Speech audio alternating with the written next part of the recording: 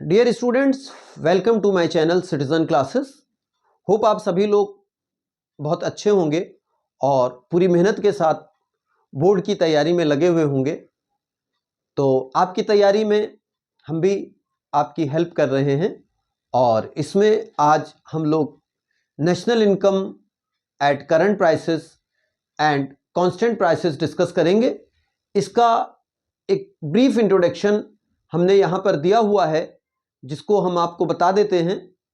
तो ये है national income at current prices and constant prices.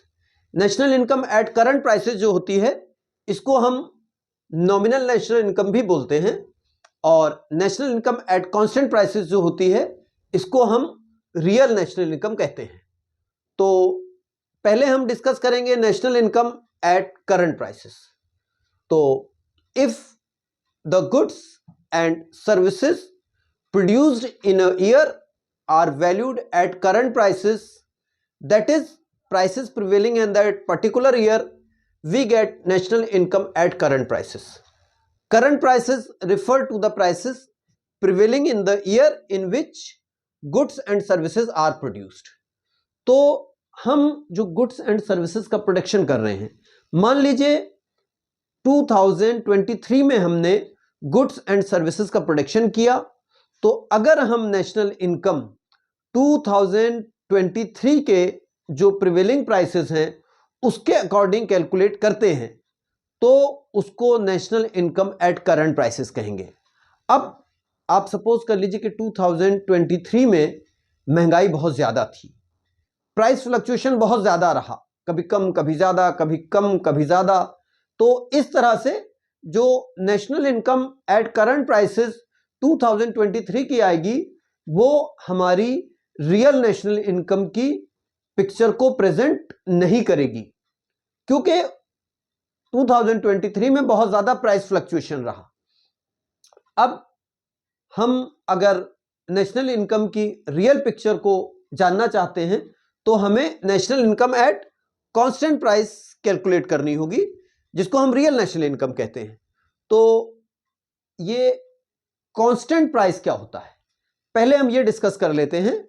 Constant price उस प्राइस को कहते हैं जो कि हम बेस ईयर में लेते हैं। अब बेस ईयर क्या है? बेस ईयर उस ईयर को कहते हैं, जैसे मान लीजिए हम 2020 को बेस ईयर मान रहे हैं। तो 2020 को हम बेस ईयर क्यों मान रहे हैं? इसलिए कि 2020 में प्राइस फ्लक्चुएशन बहुत कम रहा और उस साल जो गुड्स के प्राइसेस थे वो कांस्टेंट रहे।